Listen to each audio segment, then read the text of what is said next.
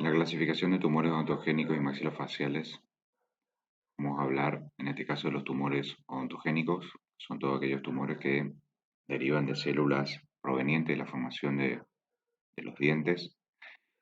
Vamos a nombrar en este video los más frecuentes o más comunes o más vistosos dentro de esos tumores.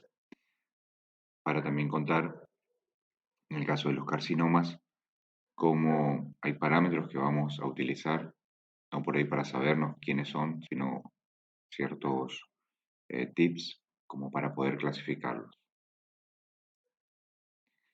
Los tumores odontogénicos son lesiones exclusivas de los huesos maxilares y de la mucosa bucal, derivados de células epiteliales, mesenquimáticas y o ectomesenquimáticas y mixtas, que son o fueron parte del proceso de la odontogénesis. Dentro de ellos se puede clasificar en benignos y malignos. Dentro de los benignos pueden ser epiteliales, pueden ser mixtos o bien, epiteliales, mesenquimáticos o mixtos, ¿sí? Dentro de los epiteliales tenemos el ameloblastoma, el tumor odontógeno escamoso, el tumor odontogénico epitelial calcificante, el tumor odontógeno adenomatoide. Dentro de lo que tienen eh, mesénquima, ¿sí? Tenemos el fibroma ameloblástico, el tumor odontógeno primordial, el tumor dentinogénico de células fantasmas y el odontoma compuesto o complejo. Y dentro de los mixtos tenemos el fibroma, el mixoma, el cementoblastoma y el fibroma cementosificante. Y dentro de los malignos tenemos a los carcinomas, sarcoma o carcinosarcomas.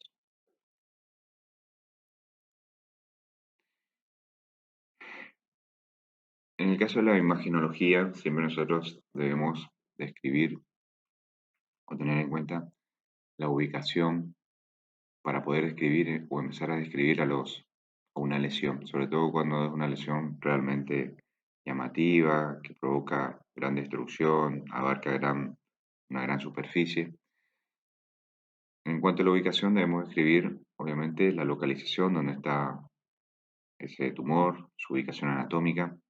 Debe evaluarse si la lesión es única o múltiple, ¿sí? O bien generalizada en más de un hueso, si es uni o bilateral. En este caso, vemos una lesión de aspecto multilocular que se encuentra en zona de cuerpo de la mandíbula, en el sector posterior derecho, y se desplaza hacia la zona del borde anterior de rama ascendente. Se encuentra por encima de lo que es el conducto dentario, al cual lo desplaza. Tiene características eh, de radiolucidez en su interior, no del todo homogénea, con múltiples cavidades, donde parte de esas cavidades están en algunas zonas circunscritas y en otras realmente es difícil determinar sus bordes. En cuanto a las estructuras internas, la lesión, densidad sobre todo, podemos decir que pueden ser radiolúcidos, mixtos o bien radiopacos, ¿sí? Es decir, pueden haber provocado no solamente una lisis, sino que también puede haber provocado además una lisis, una formación de tipo blástica, ¿sí? O bien directamente son formativas y además vamos a ver contenido en su interior. El caso de esta imagen radiolúcida, una extensa imagen, ¿sí? Que además tiene una pieza dentaria retenida en su interior, que permite observar zonas corticalizadas, periféricas y un interior radiolúcido, por ahí no del todo homogéneo. Obviamente corresponde a un ameloblastoma uniquístico en zona posterior, posterior izquierda de la mandíbula y que desplaza a la pieza dentaria hacia zona de rama ascendente.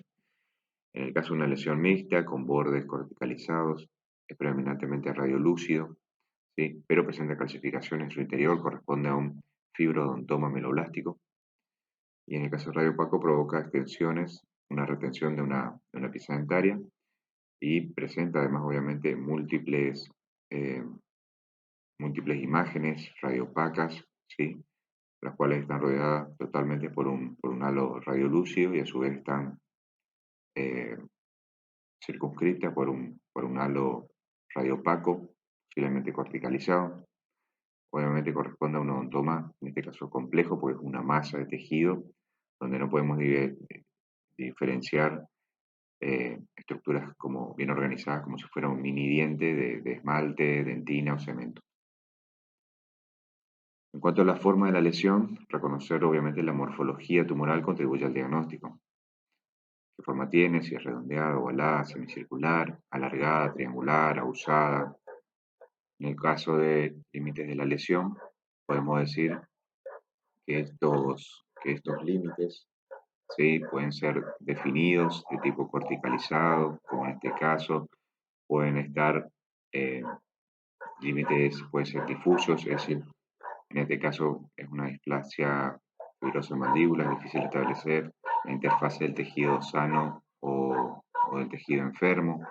En el caso de los bordes festoneados, en la parte posterior, por ejemplo, de un queratoquiste. Y entonces, nosotros al realizar los límites, primero reconocer la forma en sí de la lesión, ¿sí? Si es uni, multiquística, ¿sí?, forma redondeada, ovalada, y luego cómo son esos límites de la lesión, si están bien definidos, corticalizados, si están bien definidos pero no corticalizados, si son expansibles, se expanden en sentido anteroposterior, sentido cefalocaudal, sentido de las caras libres como sentido vestíbulo-lingual, ¿sí? Si provocan además no solamente un ensanchamiento o expansión, sino que un abombamiento en la cara, en alguna de las caras o tablas, ¿sí?, la basal, la vestibular, en la palatina, ¿sí?, si esa lesión está contenida todavía en su interior dentro del hueso, o bien ya provocó un adelgazamiento y está provocando un desplazamiento ya directamente hacia los tejidos blandos eh, que rodean a ese hueso y directamente ya se observa en la clínica un abultamiento en la cara del paciente en forma de sacabocados, ¿sí?, semilunar, en forma de multiloculares y con múltiples cavidades, que a su vez también van dando ese aspecto de festoneado, ¿sí?, como si fuera como una flor, van dejando en esa formación de flor y, y en esa formación, ¿no es cierto?, de festones, van dejando pequeñas espículas que muchas veces dan características como de espinas, de rosas, típico a veces del ameloblastoma, ¿sí?, multiquístico, o bien muchas veces mal definida, con límites poco precisos, que, que nos hacen dudar sobre qué tamaño o hasta dónde se distribuyen, dónde se presentan, no nos permiten determinar esos límites, como en el caso, por ejemplo, de una displasia fibrosa. También tenemos que hablar del tamaño, la lesión relacionada al tamaño que presenta una lesión, obviamente con su tiempo de evolución. Por ahí vemos una imagen así y decimos esto es enorme, pero enorme en qué tiempo. ¿Sí? Si el paciente el año pasado esta imagen era mucho más chiquita y la tiene de este tamaño este año, realmente uno puede sospechar de que una lesión sumamente agresiva en el tiempo. O bien una imagen como esta que uno la puede ver y que tiene realmente un gran tamaño y lleva capaz de evolución toda la vida del paciente. El paciente tiene 60 años, entonces determinar el tamaño, ¿sí?, con el tiempo de evolución que tuvo. Eso obviamente nos va a orientar al respecto del grado de agresividad. Reconocer sus dimensiones también es relevante para planificar una intervención quirúrgica o para controlar la evolución del tumor. Bueno, vamos a describir algunos de estos tumores. Vamos a empezar con el ameloblastoma, un tumor muy característico, llamativo. ¿Sí? El ameloblastoma, su origen deriva de los restos celulares del órgano del esmalte, remanente de la lámina dental, resto epitelial de mala C, epitelio de quiste odontógeno. En definitiva, son todos restos que llevan nombres como que raros, podríamos decir, y en definitiva son nombres que se originan o se los toman a partir de eh, ciertas imágenes, en, histológicamente hablando, en la formación de ese diente, que van dejando restos de células que van a formar este posible tumor. Histológicamente se caracteriza por la presencia de islotes de diversos tamaños formados por células epiteliales. Obviamente este es un tumor que viene del ectodermo, ¿sí? Las periféricas con aspecto de ameloblastomas que encierran áreas que recuerdan al retículo estrellado del órgano del esmalte. El estroma es tejido conjuntivo fibroso sin ninguna evidencia de inducción. Lo que nos quiere decir es que si bien el ameloblastoma nos hace pensar a un ameloblasto, ¿sí? Y el ameloblasto sabemos que es el que forma el esmalte, la célula que va a formar el esmalte, realmente no tiene nada que ver con esto. Pero sí, en esa forma de retículo estrellado que presenta el ameloblastoma, nos hace acordar a ese órgano del esmalte. Por eso este tumor lleva ese nombre de ameloblastoma, pero no quiere decir que vaya a tener ameloblastos en su interior y vaya a formar esmalte.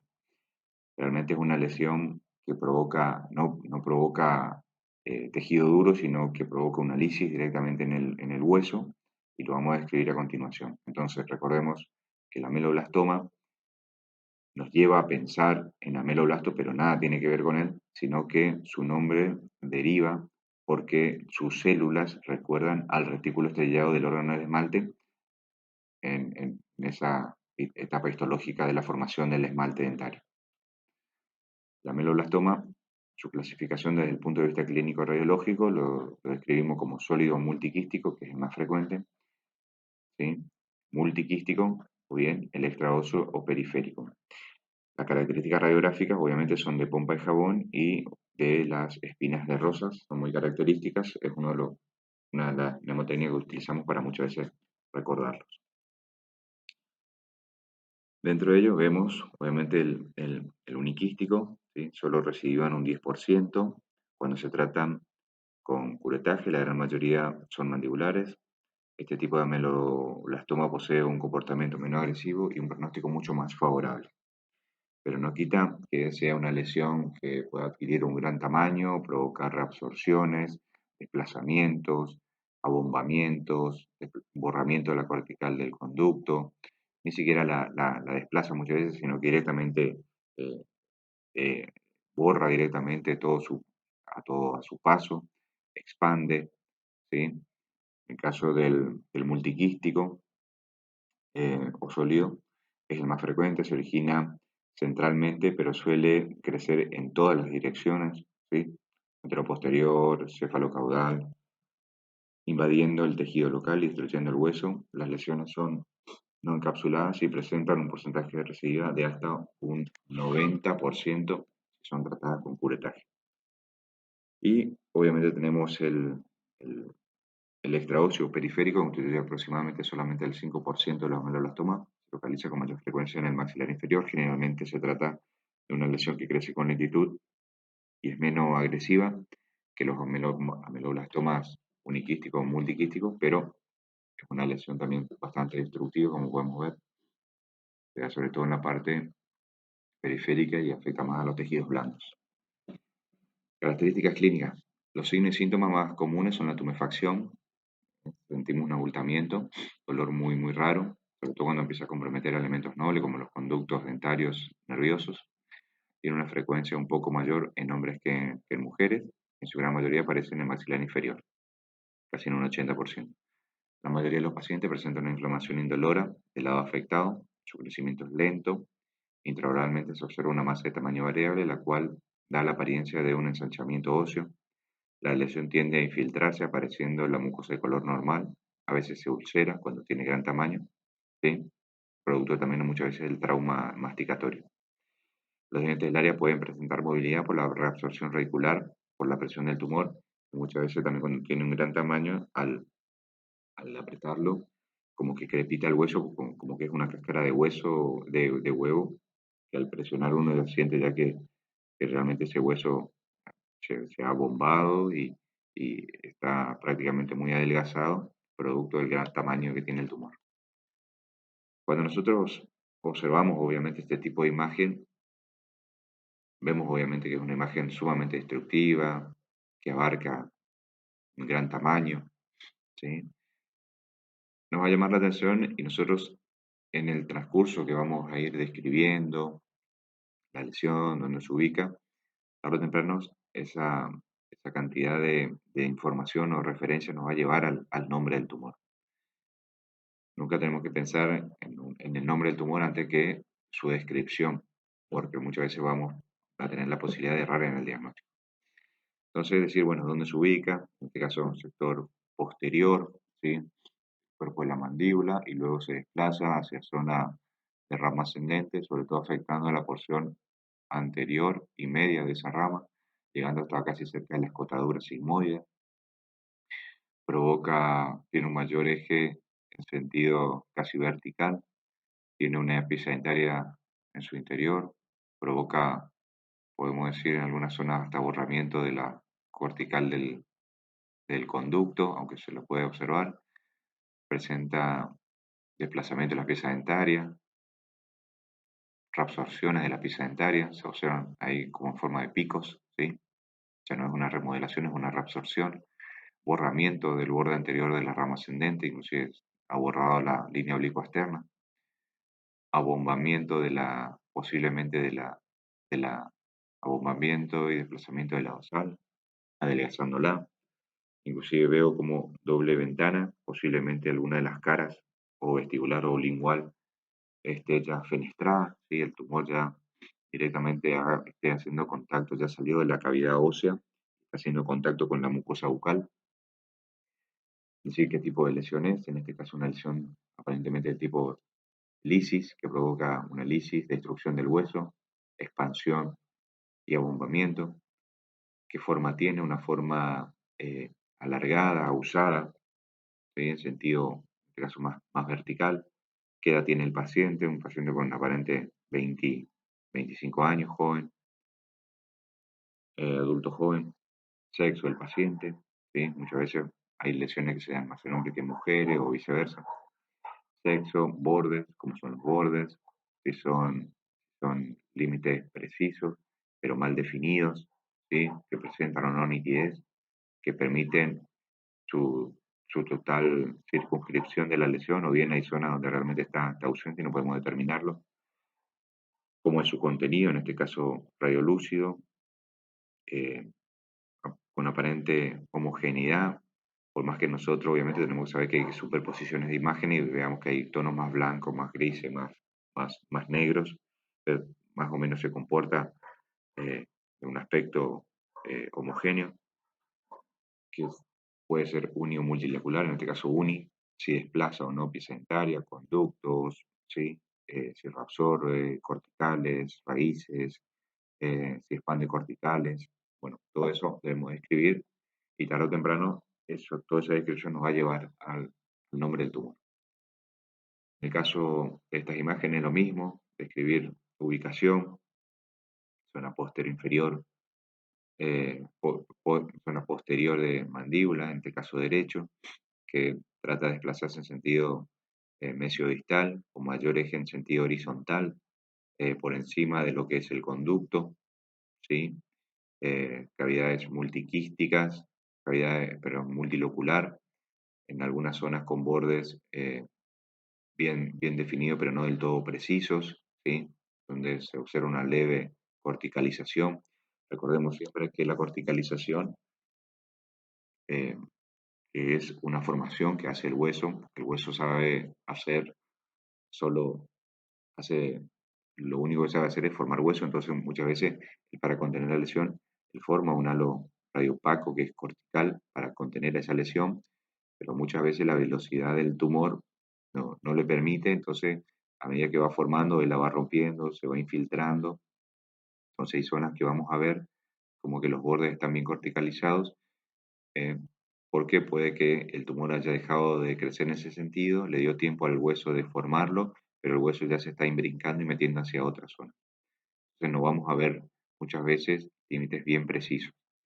¿Qué edad tiene el paciente? ¿Qué forma tiene? ¿Cómo son estos bordes? ¿Son festoneados? ¿Sí? Eh, eh, ¿Cómo es su contenido? En este caso radiolúcido, ¿sí? Si es unio multi, o en el caso multilocular, en este caso si desplaza, epicentaria obviamente no hay, pero sí desplaza el conducto, como que lo lleva hacia más cerca a la basal. En caso de reabsorciones, bueno, no podemos hablar de reabsorciones dentarias, pero sí obviamente que provoca una lisis a nivel del hueso que, que- que se observa obviamente por ese comportamiento radiolúcido que vemos en su interior. En el caso de si expande o no corticales, bueno, por ahí muchas veces no lo vamos a ver en una imagen panorámica, eh, porque por ahí lo vamos a ver más en el sentido de las caras libres, en un corte sagital, en una tomografía, porque esta imagen obviamente buscó más desplazarse por dentro del hueso, pero seguramente en una tomografía podría darnos esa información. En esta imagen lo mismo, como es una imagen así que provoca multilocular, con pequeños lóculos, pequeñas cavidades, ¿sí? Es más, parece prácticamente tiene un aspecto nuboso, ¿sí? Como de burbujas, ¿sí? De pompas de jabón, provoca reabsorciones de esas raíces, tiene un desplazamiento sentido antero-posterior, provoca un abombamiento, inclusive se observa como tiene un mayor crecimiento hacia el borde anterior de esa rama ascendente, provoca borramiento de la línea oblicoexterna, prácticamente no deja ver el conducto dentario, ha provocado la reabsorción de la cortical de ese conducto, inclusive acá si vemos una pieza dentaria como ha desplazado, posiblemente una pieza dentaria 38, 48, perdón. En este caso vemos lo mismo, como no solo desplaza pieza dentaria, sino que provoca un abombamiento, crecimiento ya por fuera aparentemente del tejido óseo, aspecto, eh, podemos decirlo muchas veces de panal de abeja, pompa de jabón, ¿sí? Aspecto multilocular. Bueno, todas esas características nos va a llevar a determinar esa posible lesión. Acá vemos otra, una característica unilocular, con bordes corticalizados, con su mayor eje de crecimiento en sentido mesiodistal, pero también observamos un leve crecimiento en sentido cefalocaudal, donde presenta una pieza dentaria retenida, bordes en algunas zonas corticalizados que permite determinar o circunscribir la lesión. En algunas zonas se observan como doble borde, provoca reabsorciones de pieza dentaria, posiblemente desplazamiento de piezas dentarias, eh, abombamiento, posiblemente lo vamos a ver en una tomografía, si desplaza o no piezas dentarias. Entonces, todo eso nos va a llevar, obviamente, a la descripción de este tumor, como es su contenido, radiolúcido, ¿sí? Opaco, mixto, bueno, todas esas descripciones permiten ponerle nombre a la lesión.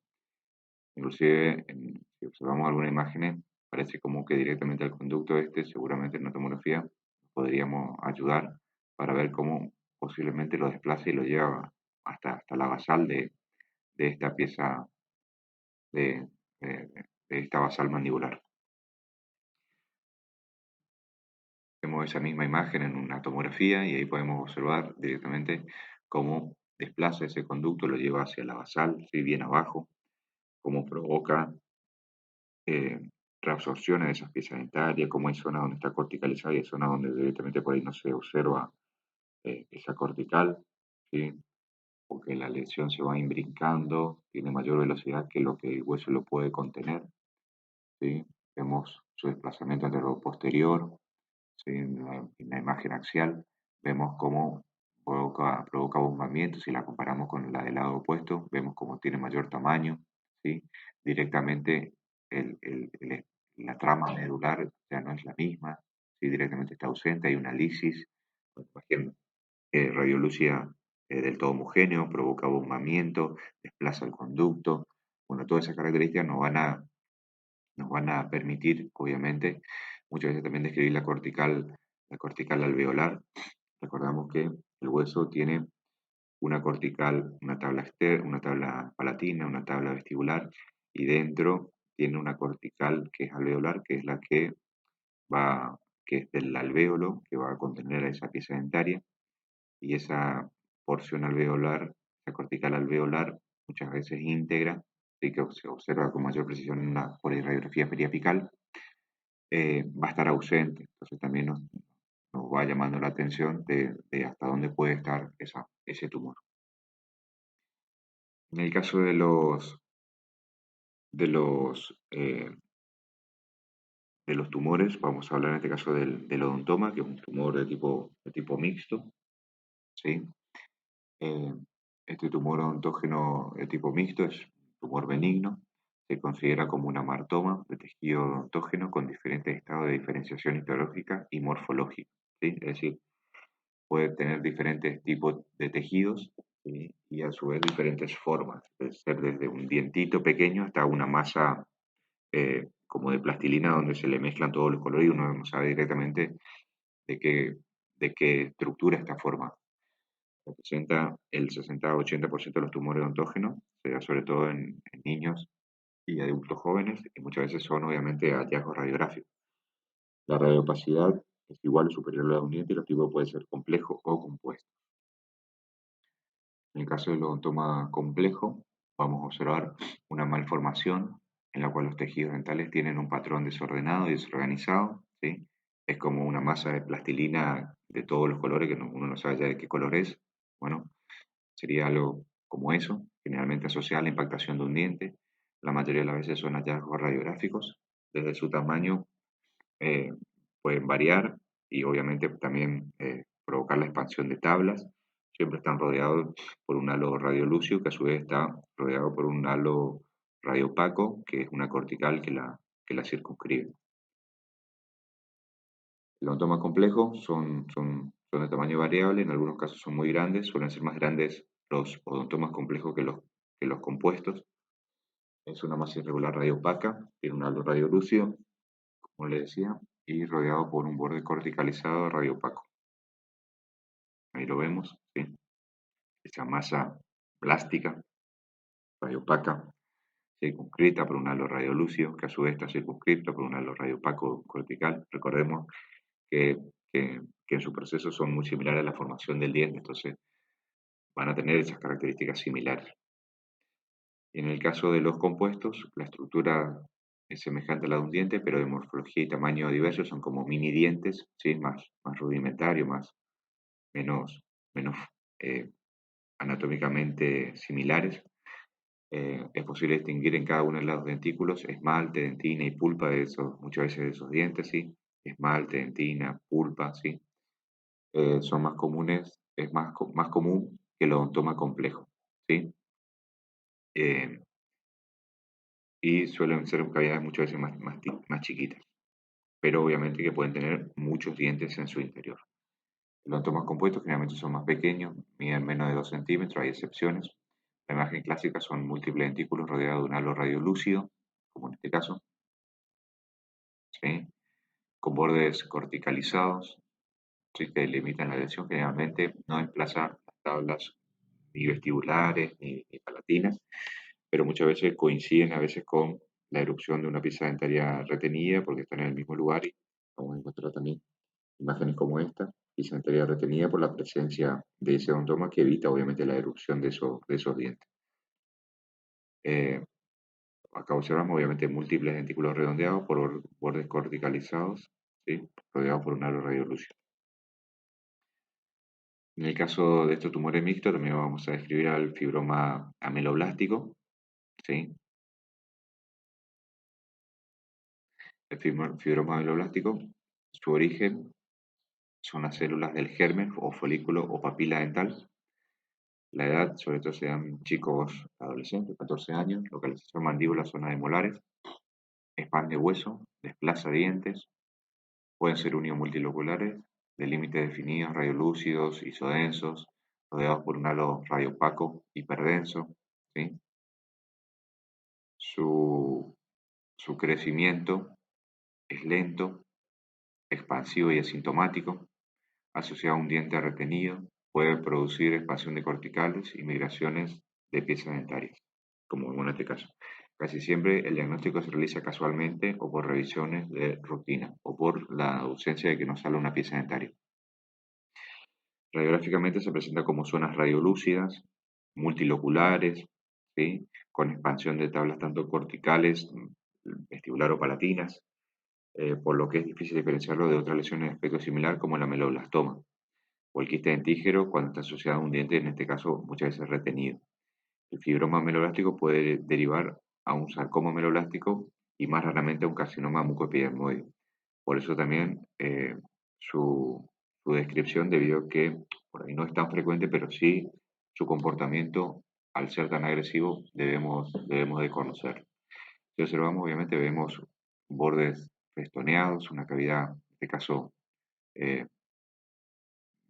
uniquística, que provoca reabsorciones, desplazamientos, borramiento por ahí del conducto, de la cortical del conducto, que tiene en su interior una pieza dentaria retenida.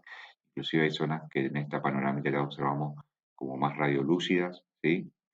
No nos hace pensar en otra cosa que puede que esta lesión ya haya provocado un abombamiento y borramiento de alguna de las tablas, en este caso vestibular o palatinas, ¿sí? Inclusive como este borde basal de la mandíbula, esa cortical dura que tiene el borde inferior, se encuentra en zonas directamente adelgazado, inclusive hasta como que borrado, desplazado, ¿sí? Entonces nos hace llamar la atención que realmente es una lesión muy agresiva.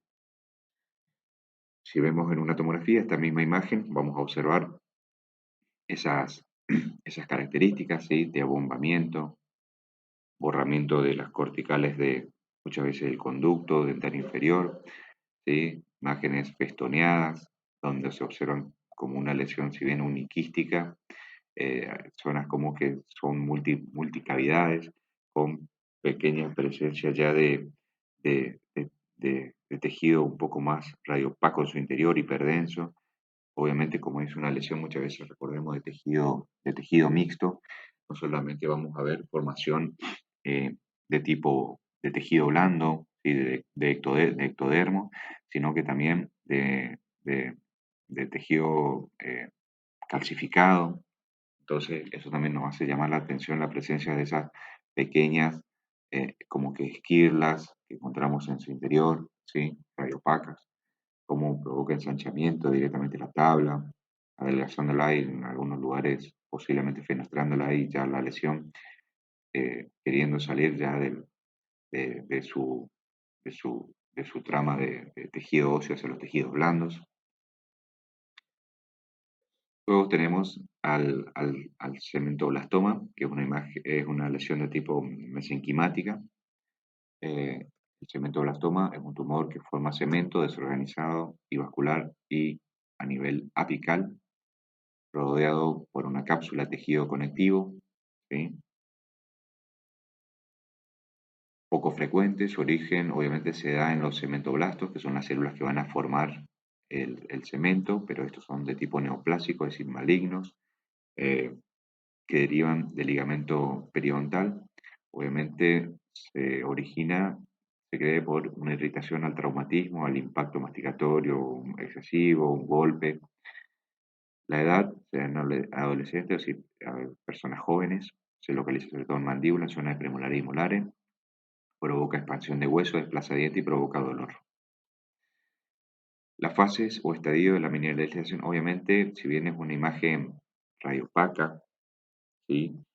Recordemos que en primera instancia se va provocando como una lisis en la zona apical que, que se observa como una zona radiolúcida, donde luego se va a ir depositando la trama fibrosa de colágeno para luego ir depositándose de a poquito el calcio que va a ir dándonos esas características, sí, radiopacas de esa lesión.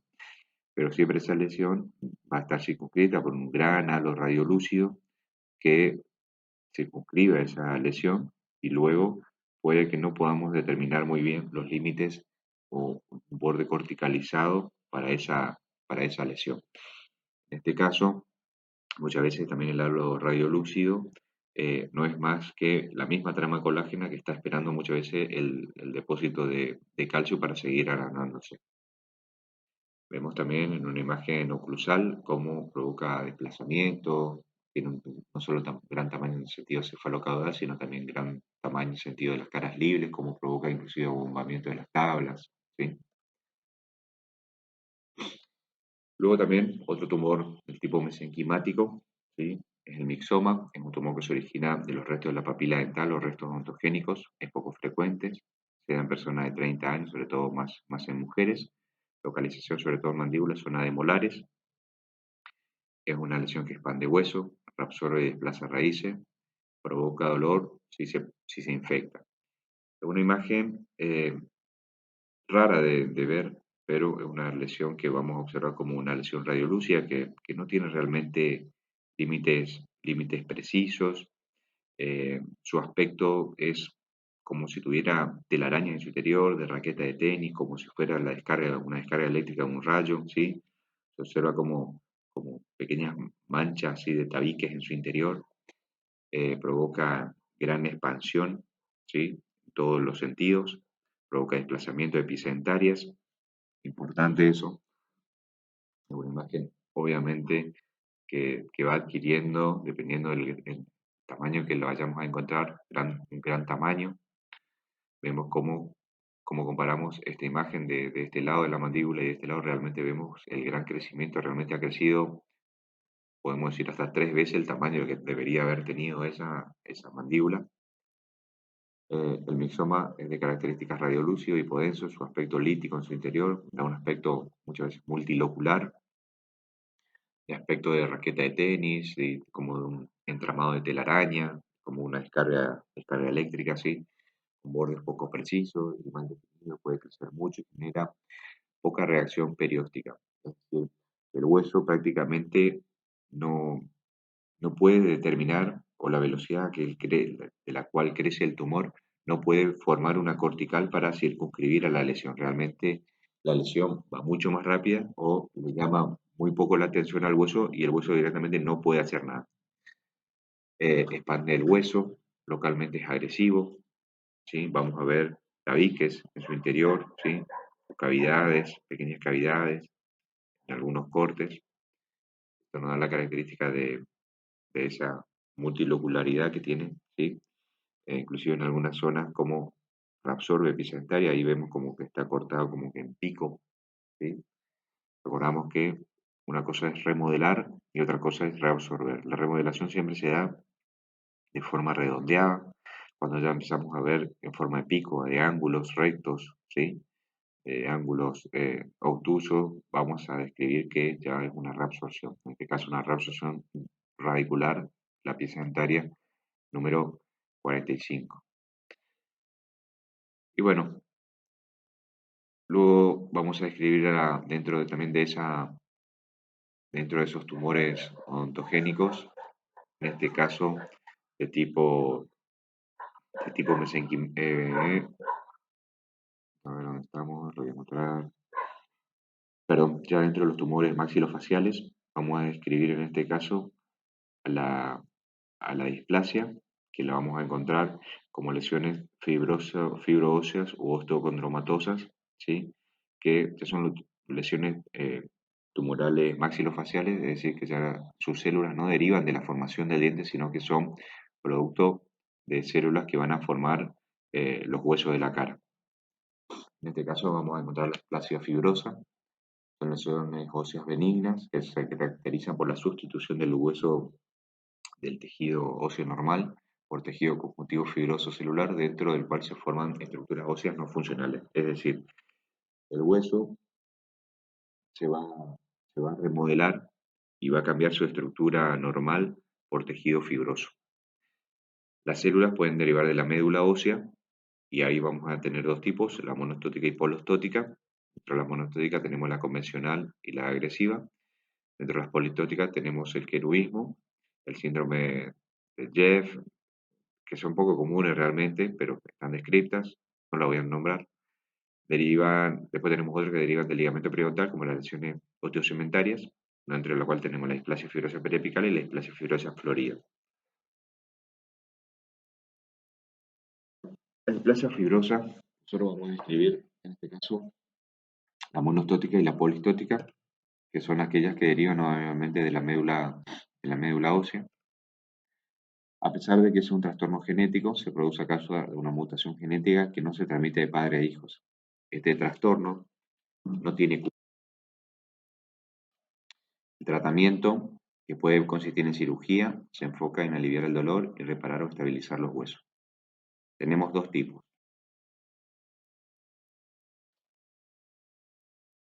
La monostótica, que es más frecuente, en el 60% de los casos, el hueso más afectado es la costilla, se da en la segunda década de vida, más común si aparece en la cara en el maxilar, se descubre por aumento de tamaño o en una radiografía. Su ubicación es zona de premolares y molares, sin límites precisos. La polistótica obviamente afecta más de un hueso, cualquier hueso del cuerpo, y en el 10% de los casos afecta la porción craneofacial. Vemos un caso de una paciente que estaba bajo tratamiento de ortodoncia, realmente eh, llamaba la atención por ahí la zona esta de premolares, justo donde había un microimplante. Si bien veíamos la cortical alveolar acá, como que tenía como que un borramiento en esta zona, ¿sí? Pensábamos más que era un proceso, una enfermedad periodontal, alguna lesión de tipo eh, in- infecciosa, pero no nos llamaba mucho la atención, ¿sí? Si bien veíamos como borramiento, no sabíamos si era también producto de, de la ubicación del paciente en el aparato radiográfico, la angulación, la inclinación de ese hueso, que hacía que aparezca como una imagen mal definida. La misma imagen ya observábamos como que esta zona no representaba o como que se encontraba un poco mejor que la primera, pero empezábamos a ver como otras lesiones o manchas en el hueso, ¿sí? Como parecía como un quiste radicular en esta zona, y eso se observaba igual, pensábamos que era un artificio de técnica, así que no nos llamó la atención. Y vemos realmente como en la siguiente imagen ya directamente había como un borramiento directamente en esa imagen. Obviamente, al realizar una tomografía, esa imagen, gráficamente, la imagen va a depender del estadio del desarrollo muchas veces también de la lesión. Los exámenes radiográficos muestran que la lesión se torna más calcificada con el aumento de la edad del paciente. Podemos encontrar desde una imagen radiolúcida, unilocular o multilocular hasta una imagen radiopaca. Los márgenes de la lesión son márgenes mal definidos y poco precisos, entrelazándose muchas veces entre el hueso sano y el hueso enfermo. El aspecto clásico de la imagen radiográfica es de vidrio esmerilado, ¿sí? Este fue el caso donde pudimos detectar y darle nombre a la lesión. Si bien mirábamos, muchas veces no nos daba ese aspecto. Entonces, en alguna de las vistas siempre nos da esa mnemotecnia. O muchas veces también de cáscara de naranja, ¿sí? En el maxilar superior habitualmente compromete y oblitera el seno maxilar parcialmente o totalmente. Esta lesión, obviamente de gran tamaño y con ya múltiples focos, eh, muchas veces son difíciles de diagnosticar, como decíamos, porque muchas veces su comportamiento inicial es de una gran radiolucidez que a medida que va pasando el tiempo, van adquiriendo realmente una característica mucho más diferente y nos da un aspecto muchas veces también de ese vidrio esmerilado. Entonces, dependiendo muchas veces también del estadio que vayamos a encontrar a esa enfermedad, puede ser más fácil o más difícil describir esta lesión. Y solamente como para hablar de los tejidos, de los tumores malignos, ¿sí? Tanto autógenos como maxilofaciales, vamos a decir que vamos a tener en cuenta ciertos patrones, más que decir quién es cada uno. Debemos saber que los signos radiográficos de benignidad van a ser bordes esclerosados bien definidos, es decir, bien corticalizados, ¿sí? Bien circunscriptos, que las lesiones bien circunscritas y bien delimitadas nos van a decir o nos van a estar acercando hacia un tumor más benigno que maligno, que su arquitectura es más homogénea, es decir, más simétrica, eh, como, como que tiene una forma más, como que más linda, no es tan difusa, tan borrosa, tan como de un estallido, ¿sí? de una bomba, como esta imagen, o sea, son imágenes más redondeadas, de última pueden ser alargadas, pero siempre tienen bordes más, más, más redondeados, más nítidos, ¿sí? Vamos a hablar sobre si tiene ausencia o no de reacción perióstica, es decir, el hueso, a través de su periósteo, provoca una límites a esa lesión, entonces eso nos va a determinar también si la lesión se está comportando o está creciendo lentamente, si el hueso puede reconocer esa lesión y le encapsula para que ella no se expanda. Vamos a hablar de la distribución homogénea de las calcificaciones, es decir, cómo, cómo, cómo es el interior de esa lesión, si tiene múltiples calcificaciones, imágenes radiopacas. eh, Obviamente también vamos a hablar de cambios evolutivos radiológicos mínimos, borramiento de corticales alveolares, caras de las corticales de las caras libres, si afecta la cortical de un conducto dentario, si lo borra, si lo desplaza, eh, si provoca cambios medulares, si provoca bombamientos de las tablas. Bueno, todo eso vamos a tener en cuenta. Y cuando hablamos de malignidad ya vamos a ver que sus bordes son mal definidos, ¿sí? Son muchas veces poco precisos, provoca destrucción, ¿sí? Tanto de la medular como ya de la cortical, ¿sí? Tanto de las caras libres como muchas veces borramiento de la cortical del conducto, la cortical del alvéolo, ¿sí? Que sostiene al diente. La lesión muchas veces ya no empieza a estar circunscrita solo a la zona medular, sino que ya empieza a afectar el borramiento de la cortical y ya se expande hacia los tejidos blandos vecinos, que la arquitectura interna está alterada y es poco homogénea, si ya no es una forma redondeada o alargada, sino que ya aparece con múltiples manchones en varios lados, donde no se pueden delimitar sus límites. ¿Cómo es la reacción perióstica? Obviamente es poco frecuente, se da en forma más de espículas, ¿sí? Como espinas, ¿sí? Eh, cómo se distribuyen esas calcificaciones, si son como las del odontoma o bien aparecen como en el entramado de una gran lesión radiolúcida. Obviamente los cambios evolutivos que pueden observarse radiográficamente de un año a otro, ¿sí? Si obviamente hay osteoporosis, destrucción de ese hueso por tejido blando. Entonces, esa diferencia entre uno y otro nos van a estar acercando más hacia una lesión benigna que maligna. También tenemos que saber cuál es la reacción del periósteo, es decir, qué es lo que hace el hueso cuando eh, se encuentra con esa lesión. Podemos ver que tenemos el aspecto de una cáscara de huevo, ¿sí? Que al comprimirla, apretarla, como que crepita, ¿sí? Como que es una cáscara arrugada, tipo cáscara de naranja, o bien trabeculada, ya, donde uno aprieta, no solamente se mueve, sino que también crepita. En el caso, si es continua, sólida, si es especulada, como capa única, en capa de cebolla, en forma de cepillo, en forma de sol naciente, típico del osteosarcoma, ¿sí? Eh, si es un contrafuerte, si tiene triángulo de Coleman, si tiene triángulo de Coleman en capa, si es especulado.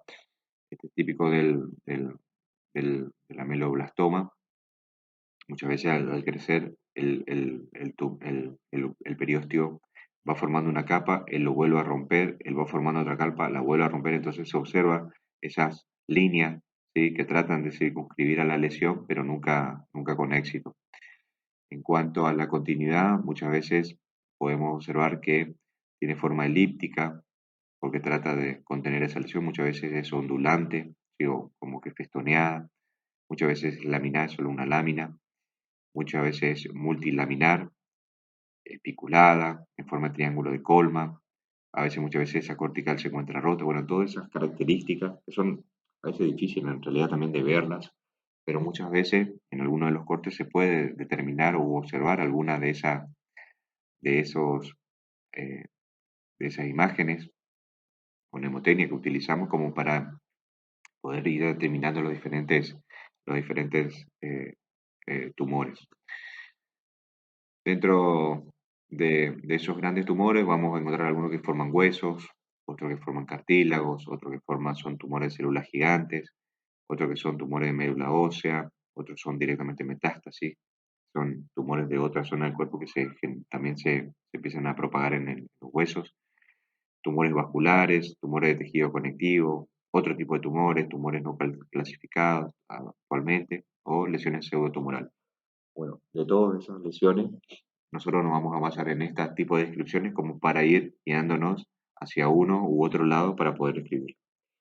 No lo vamos a describir porque son lesiones muy, muy raras y muy difíciles también de describir, pero sí, en base a estas pequeñas descripciones nos vamos a acercar hacia esos grandes grupos y dentro de esos grandes grupos a esas subclasificaciones que pueden ser benignas o malignas y dentro de esas, obviamente, encontrar nuestra posible agresor.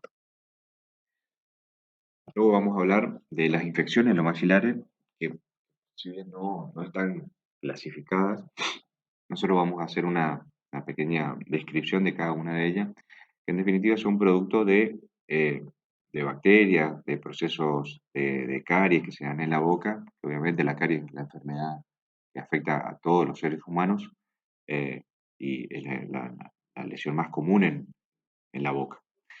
Dentro de las infecciones que afectan a los maxilares encontramos obviamente a las infecciones periapicales, como los abscesos, granulomas y quistes. De quistes ya habíamos hablado.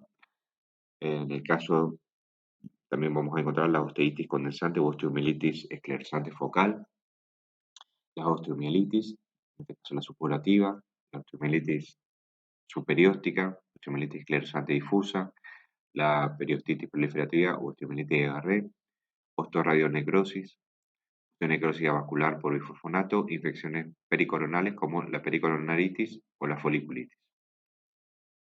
Si bien los nombres son muy confusos y nos hacen dudar, la explicación que les voy a dar nos va a tratar de, obviamente, de separar un poquito la paja del trigo y encontrar diferencias entre una y otra para poder clasificarlas.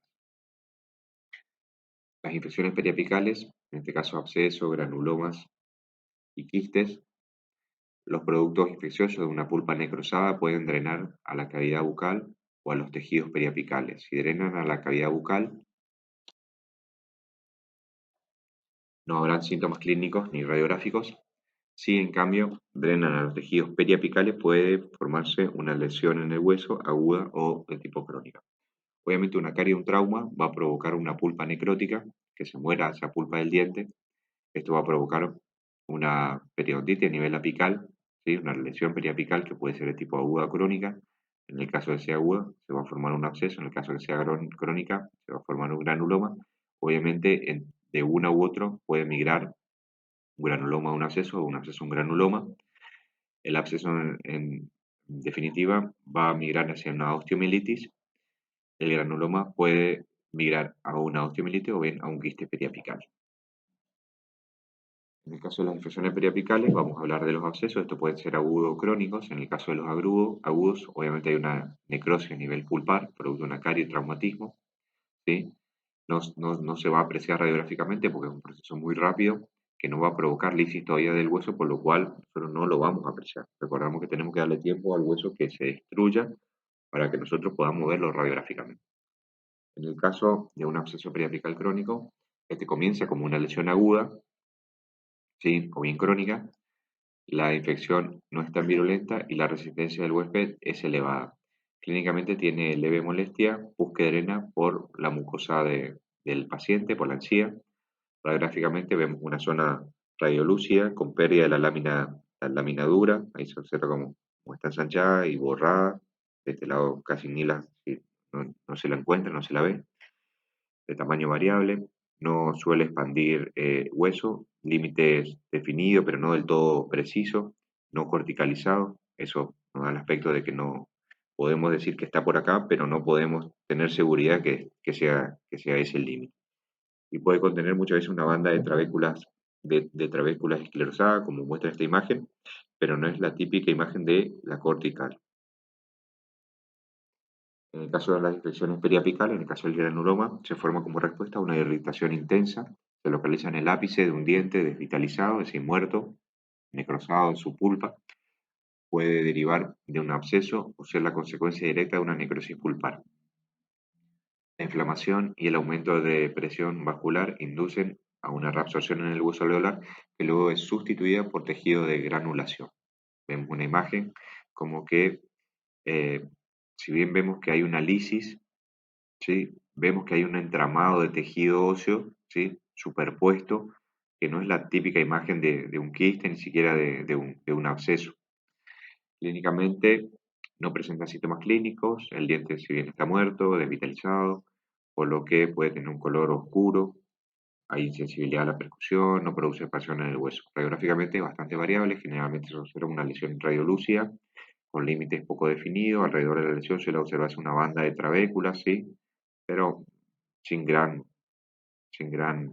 eh, notoriedad, eh, de anchura variable. La respuesta esclerótica es signo característico de cronicidad. Acá vemos como el granuloma es una lesión de tipo radiolúcida, si bien tiene límites, está delimitada, pero no son del todo precisos. Hay un trabeculado en su interior y muchas veces también por sobre la misma lesión. Su forma es ovalada o redondeada. En el caso del quiste, obviamente sí es una lesión radiolúcida, con bordes bien delimitados, corticalizados, bien nítidos, que si seguimos hay como una continuidad de ese espacio periodontal, ¿sí? Forma redondeada o esférica, que como de un globo, puede llegar a ser de gran tamaño, es decir, mayor a 1 centímetro, provoca abultamiento de las tablas corticales y vesticulares, sí, a veces adelgazamiento y borramiento de alguna fenestración de esas tablas. En el caso del absceso, es una lesión radiolúcida, límites definidos, esclerosados, pero no del todo precisos y nítidos como en el caso de un quiste, tamaño variable, obviamente provoca pérdida de la lámina dura por su drenaje, es decir, va a ir drenando y va a fenestrar algunas de las tablas para poder drenar. En el caso de la osteitis condensante o osteomielitis esclerosante, se produce por una irritación leve que puede dar lugar a la proliferación circunscripta del hueso periapical. Esta esclerosis se forma por el acúmulo de trabéculas existentes, aumentan en tamaño y condensan los espacios medulares. Más frecuente en el maxilar inferior, alrededor de granulomas o quistes, luego de una endodoncia o restauración. Esta reacción se produce como reacción a una lesión periapical. Radiográficamente es una lesión radiopaca, de límites y extensión variable, de borde definido, pero poco preciso. Las trabéculas engrosadas se fusionan gradualmente con las trabéculas del hueso normal. Obviamente diagnóstico diferencial con osteosclerosis, hipercementosis o displasia cementaria periapical. En el caso de las diferencias entre una osteitis condensante y una osteosclerosis idiopática, la diferencia va a ser que la osteitis es una inflamación, una reacción del hueso, donde el hueso se condensa producto de una lesión de carie o algún tratamiento del conducto, ¿sí? Entonces el hueso hace lo que sabe hacer, que es formar hueso, entonces forma un hueso mucho más denso en esa zona.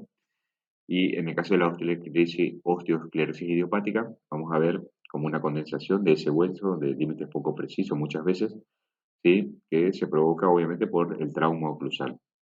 Podemos encontrar esta imagen donde vemos que es un diente sano, ¿sí? Son dientes sanos que tienen esta condensación, pero no quita que luego esta pieza dentaria pueda tener una caries y nosotros vayamos a encontrarle con caries, pensemos que obviamente es una osteitis condensante. Muchas veces también el nombre de la lesión son a partir de la foto del momento, o sea, si encontramos en esta imagen, obviamente sabemos que es una osteitis, pero si esta imagen presentaba una caries, ya pasaría a ser una osteitis condensante porque no hacemos ni pasadología ni futurología de una u otra lesión.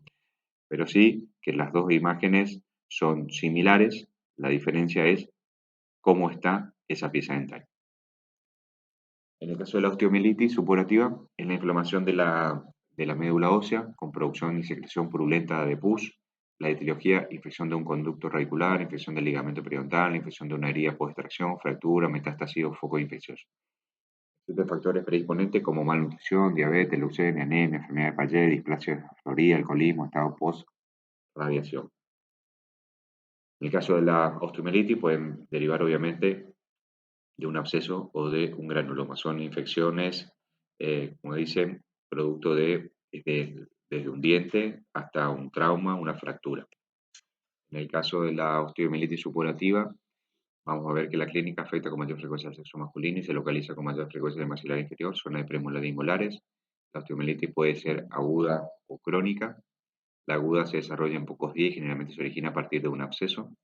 Encontramos dolor intenso,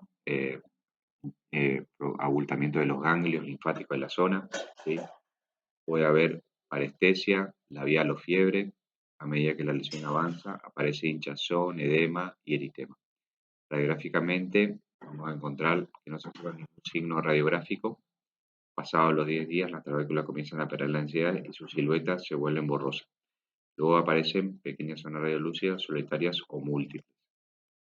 La osteomielitis, vamos a tomar los criterios de Ludwig, donde muchas veces podemos ver que puede tener patrones geográficos, es decir, bien delimitado. Muchas veces ese patrón ya puede ser de tipo moteado, ¿sí? En forma de sacabucado, ya poco preciso, o bien permeativo, es decir, que directamente se va infiltrando por los espacios medulares y provocando una destrucción de manera mucho más rápida. Estos bordes pueden ser muchas veces esclerosados, ¿sí? Bien definidos, o bien muchas veces pueden estar definidos, pero no del todo precisos, o muchas veces pueden tener bordes directamente mal definidos y poco precisos.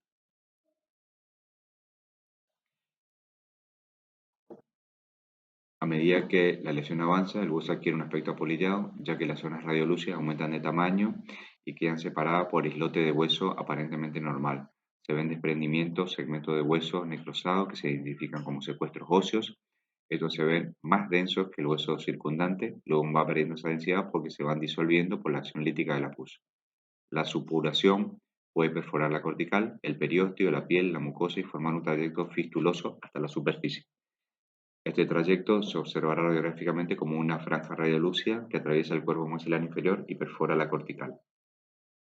Acá vemos, como en este caso, ¿sí? Post-extracción, se infecta y se va imbrincando la lesión a través de ese hueso, inclusive fenestrando y posiblemente fenestrando alguna de las tablas y drenándose la cavidad bucal. Ahí se observa, ¿tá? Cómo esa lesión se va imbrincando en diferentes tejidos para poder supurar. ¿Sí? A medida que va agrandándose, vamos encontrando manchones de hueso, que son secuestros óseos, ¿sí? ¿Ah? Producto de esas lisis en el maxilar superior, vamos a observar también lo mismo, ¿sí? Post-extracción, donde se observa inclusive una condensación de ese hueso que trata de reaccionar. Ya esa misma lesión empieza a provocar también un proceso inflamatorio en la membrana del seno que empieza a provocar un engrosamiento. Y vemos secuestros óseos, lisis del hueso totalmente desorganizado, ¿sí? Ya sin límites precisos. En el caso de la mielitis esclerosante difusa, la diferencia es que el hueso para defenderse va a producir hueso, entonces vamos a ver una imagen mucho más radiopaca de esa lesión, se vuelve mucho más esclerótica, como gran concepto. Observamos un cóndilo normal, un cóndilo anormal, vemos cómo provoca un gran ensanchamiento y esa imagen del hueso medular, ¿sí? Va cambiando, se hace mucho más radiopaca, como que un hueso mucho más compacto. En el caso de la osteomielitis de Garreo o periostitis proliferativa, es un tipo poco frecuente de osteomielitis no supurativa. Se produce por una infección periapical o una pericoronaritis. Para que se desarrolle es necesario que exista una infección crónica y el individuo sea joven. Es decir, el periósteo con gran capacidad osteoblástica, es decir, para defenderse y repararse, y un equilibrio entre la virulencia de la infección y la resistencia del huésped. Clínicamente, va a haber hinchazón, no es dolorosa, localización sobre todo en el primer molar inferior, sobre todo se dan en mujeres. Vamos a ver este tipo de lesión, capas de cebolla, ¿sí? Múltiples capas, que provoca expansión, ¿sí? Si observamos en una imagen sagital, vemos como un doble borde, como esa lesión supurativa, destructiva, va perforando la cortical y el hueso nuevamente va formando una capa para poder contenerla, muchas veces sin éxito, ¿sí? En el caso de la osteoradionecrosis son lesiones obviamente producto por la radiación de- del paciente, producto de algún cáncer, ¿sí? Eh, y provoca obviamente zonas osteolíticas, destrucción del hueso, secuestros tardíos. Obviamente si le consultamos al paciente nos va a contar que está pasando por algún proceso de radiación. En el caso de la pericoronaritis, por ahí no lo vamos a observar radiográficamente. En más de la clínica se provoca una inflamación de la mucosa de la boca, producto de la erupción de una pieza dentaria que empieza a traumatizarse por el mismo proceso eruptivo o la masticación de su diente opuesto, que provoca una lesión, inflamación, entrada de bacterias que van provocando una destrucción e hinchazón en esa zona. La foliculitis, que es una afección del folículo de un diente permanente cuando los temporarios desarrollan abscesos crónicos. Eh, tenemos un diente de leche, en este caso con un proceso infeccioso, su diente permanente que está dentro de un folículo que se está formando para poder erupcionar, se infecta y encontramos este tipo de lesiones. Gran abultamiento, hinchazón, expansión de tablas, ¿sí? Y la necrosis por bifosfonato, obviamente utilizado últimamente para disminuir la acción de los osteoclastos sobre ese hueso. Son útiles para patologías que buscan disminuir la reabsorción de ese hueso, ¿sí? También lo que provoca es que aumente la densidad para disminuir las fracturas de los pacientes. En la mayoría de los casos se da mandíbula. Su presencia termina provocando úlceras en la cavidad bucal, conos sin hueso expuesto, dolor a fístulas, falta de cicatrización, ¿sí? El hueso, como se vuelve tan compacto, la cantidad de vasos disminuye. Recordemos que los vasos son los que traen la- esa, esa, la sangre que trae la defensa, entonces el hueso ya no puede defenderse y se va necrosando, ¿sí? Producto de que tampoco puede defenderse. Entonces encontramos este tipo de imagen rara, pero podemos encontrarlas. Muchas gracias.